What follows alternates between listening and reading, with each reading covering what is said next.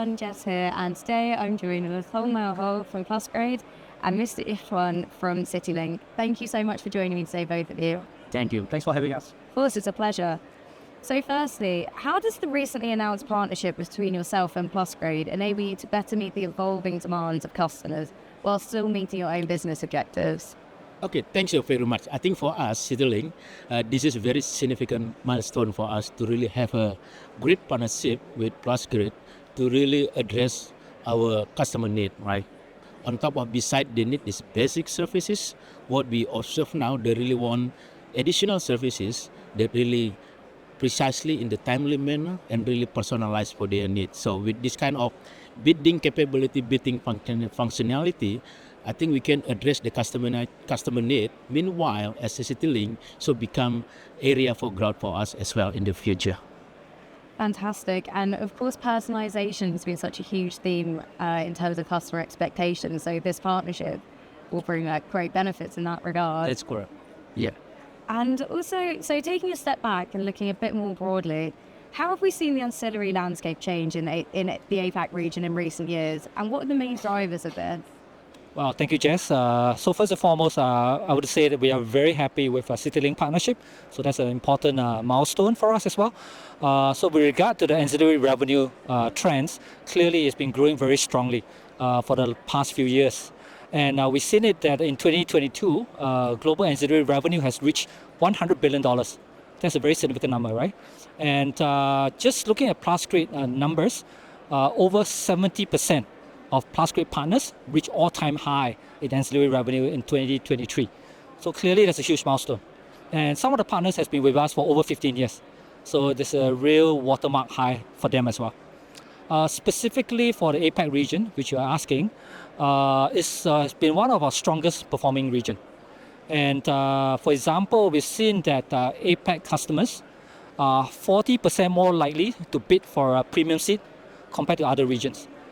For ultra long haul flights like 9,000 miles and above.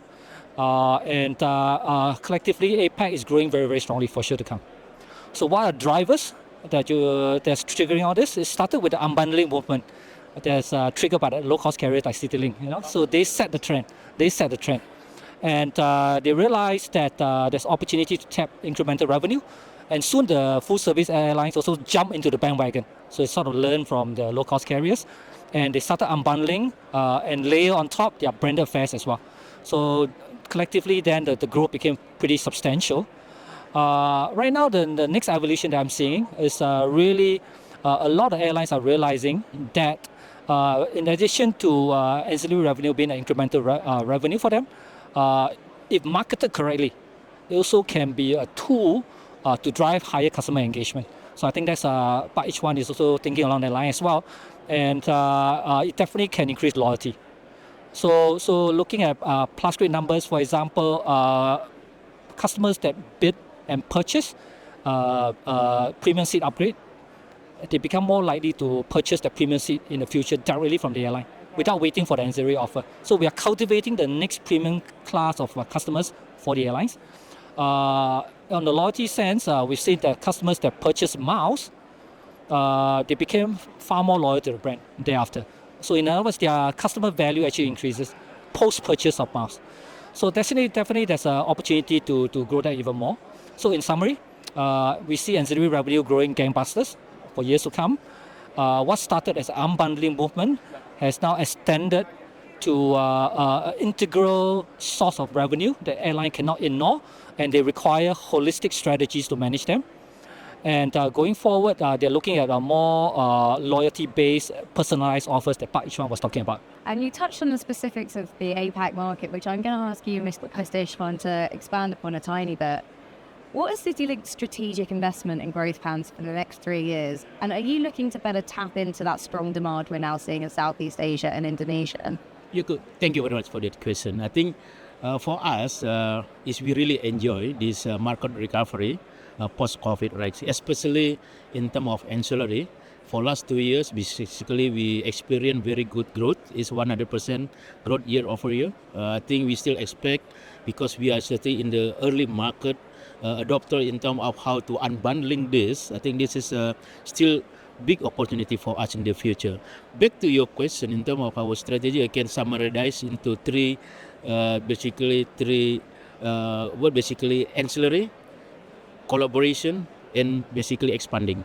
Ancillary, we still continue because for us, LCC, as this industry know, this is basically the good revenue stream for us. We want to provide good services, really unbundling services, personalized services to our customer, and in the meantime, while increase their satisfaction as well. The second one, we basically would like to do collaboration. Collaboration not just between LCC to LCC, we want to expand the collaboration between LCC to full service provider as well, including to our parent company, which is Garuda Indonesia, and we are open to explore the collaboration with other airlines as well. Especially in the current world, basically we cannot build the network basically globally. We don't have enough strong capital in terms of how basically to build global network, but we basically want to explore the partnership. The third one is basically want to continue to expand our network basically to the area when we see there is a huge potential to really helping us to generate more profit and more revenue to that particular area. I think in summary, what we call this ACE strategy. Yeah, thank you very much, sir. And of course, there are a lot of challenges when it comes to sort of creating this global network. But like you say, partnerships play such a fundamental role in bridging the gap, and you can create this really seamless experience between the two. And Hoong, what advice would you give an airline that wants to tap ancillary revenue streams more effectively, but still create positive engagement with their customers? Oh, that's a really good question. So we've seen the airlines at different stage on the ancillary journey for sure. So for airlines that are starting out on their journey, one of the first advice that I'll give is to make sure there's a dedicated ancillary revenue team. You'll be very surprised. Many airlines actually have an ancillary team. They are double hatting as a pricing analyst or revenue management analyst. There's no dedicated team. So you really need focus in order for the right strategy to be executed effectively.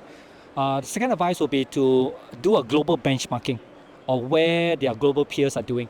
Because obviously there could be lessons to be learned, or at least reference points on some of the other competitors out there. They are doing certain things right, and I think it's useful to do a bit of benchmarking, but also internally as well. So a lot of the partners that we see, obviously they are very good at understanding what is the top line effect of ancillary revenue, but they don't necessarily measure what's the bottom line effect. So the other advice I would say, try to figure out what for each of the ancillary offerings, what exactly is the profit margin or the bottom line effect. And you'll be very surprised. Some of them are actually giving margins of close to 100%.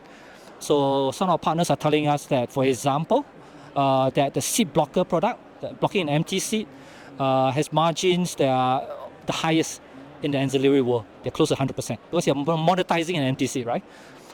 So there's an opportunity there. And the third advice will be, I would say that ancillary team cannot work in silo.